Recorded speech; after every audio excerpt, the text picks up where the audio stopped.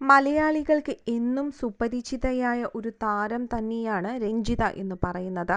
ഒരു കാലത്ത് മലയാള സിനിമയിൽ നായികമാർക്കൊപ്പം തന്നെ അത്രയധികം പ്രാധാന്യമുള്ള മുൻനിരയിൽ നിന്നിട്ടുള്ള ഒരു നായിക അത് തന്നെയായിരുന്നു രഞ്ജിത. വളരെ കുറച്ച് മലയാള സിനിമകളിൽ മാത്രമേ അഭിനയിച്ചിട്ടുള്ളൂ എങ്കിലും താരം മലയാളികളുടെ മനസ്സിൽ ഇന്നും അതുപോലെ തന്നെ നിലനിൽക്കുകയാണ്. തെന്നിന്ത്യൻ ചലച്ചിത്ര ടെലിവിഷൻ പ്രേക്ഷകർക്ക് പോലും ഏറെ സുപരിചിത തന്നെയാണ് രഞ്ജിത എന്ന് പറയുന്നത്.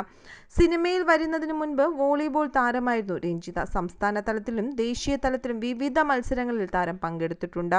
തമിഴ്, തെലുങ്ക്, മലയാളം ഭാഷകളിലെ നിരവധി ചലച്ചിത്രങ്ങളിൽ ഇവർ അഭിനയിക്കുകയും ചെയ്തിട്ടുണ്ട്. കടപ്പ റെഡ്ഡമ്മ എന്ന തെലുങ്ക് ചിത്രത്തിലൂടെയാണ് രഞ്ജിത അഭിനയ രംഗത്തേക്ക് എത്തുന്നത്. പിന്നീട് 1992 പുറത്തിറങ്ങിയ നാടോടി തെன்றൽ എന്ന തമിഴ് ചിത്രത്തിലൂടെ താരം തമിഴിലും അരങ്ങേറ്റം കുറിച്ചു. 1999 വരെ നിരവധി തമിഴ് ചിത്രങ്ങളിൽ നായികയായിട്ട് തന്നെ രഞ്ജിത വേഷമിട്ടു. മാഫിയ, ജോണി വാക്കർ, കൈക്കുടന്ന നിലാവ്, വിഷ്ണു തുടങ്ങിയ മലയാള ചിത്രങ്ങളിലൂടെ താരം മലയാളത്തിലേക്കും എത്തി. എന്നാൽ വിവാഹശേഷം സാധാരണ എല്ലാ നായികമാരെയും പോലെ താരവും അഭിനയ രംഗത്ത് നിന്നും വിട്ടുനിന്നു.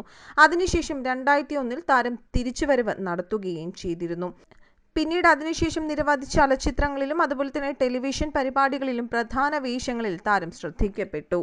2007 രഞ്ജിത തൻ്റെ വിവാഹബന്ധം വേർപിരിയുകയും ചെയ്തു.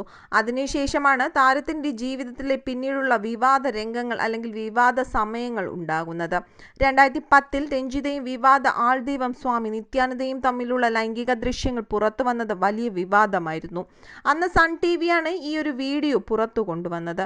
വീഡിയോ കെട്ടിച്ചമച്ചതാണെന്നും അതിൽ കാണിക്കുന്ന സ്ത്രീ താനല്ലെന്നും രഞ്ജിത പറഞ്ഞു. ഈ വീഡിയോയിലൂടെ താനല്ല ഈ ഒരു സ്ത്രീ എന്ന് രഞ്ജിത വാദിക്കുകയും ഈ വീഡിയോ കെട്ടിച്ചമച്ചതാണെന്നും അന്ന് രഞ്ജിത വാദിച്ചു.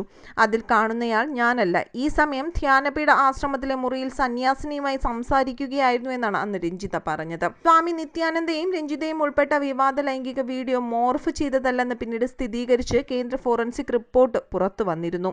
വിവാദമുണ്ടായി 7 വർഷങ്ങൾക്ക് ശേഷമാണ് ആ റിപ്പോർട്ട് പുറത്തു വരുന്നത്. 7 വർഷം മുൻപ് സ്വകാര്യ ചാനലുകൾ നിത്യാനന്ദയും രഞ്ജിതയും ഉൾപ്പെട്ട ഈ ഒരു വീഡിയോ പുറത്തുവിട്ടിരുന്ന സമയത്ത് ഇതിനെതിരെ ഇവർ രംഗത്ത് വന്നിരുന്നു. ഇതിന്റെ പേരിൽ താൻ അധിക്ഷേപിക്കപ്പെടുകയാണ്, എന്റെ കരിയറും നശിച്ചു, എന്നെ വിശ്വസിച്ച ആളുകൾക്കും സംശയമായി എന്നായിരുന്നു അന്ന് രഞ്ജിത മാധ്യമങ്ങളോട് പറഞ്ഞത്. കേസിനെ കുറിച്ച് CID അന്വേഷണം നടത്തണമെന്നായിരുന്നു താരം ബംഗളൂർ കോടതിയിൽ കേസ് നൽകിയത്. ഇതിനു പിന്നാലെ ബംഗളൂരുവിലെ ഫോറൻസിക് ലബോറട്ടറി വീഡിയോ കെട്ടിച്ചമച്ചതല്ലെന്ന് വീണ്ടും റിപ്പോർട്ട് നൽകി.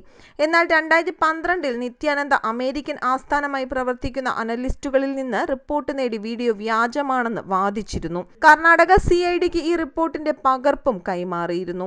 എന്നാൽ നവംബർ 22 കേന്ദ്ര ഫോറൻസിക് വിഭാഗം വീഡിയോ പരിശോധിച്ച് നൽകിയ റിപ്പോർട്ടിൽ ഇത് വ്യാജമല്ല എന്ന് വീണ്ടും വ്യക്തമാകുകയും ചെയ്തു.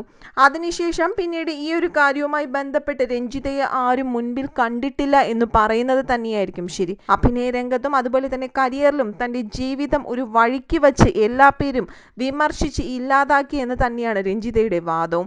ഒരു സാഹചര്യത്തിൽ ഈ വീഡിയോ കള്ളമല്ല സത്യമാണ് എന്ന് തെളിഞ്ഞതോടുകൂടി രഞ്ജിതയ്ക്ക് മറ്റുള്ളവരുടെ മുന്നിലുള്ള വിശ്വാസ്യതയും നഷ്ടപ്പെടുകയായിരുന്നു.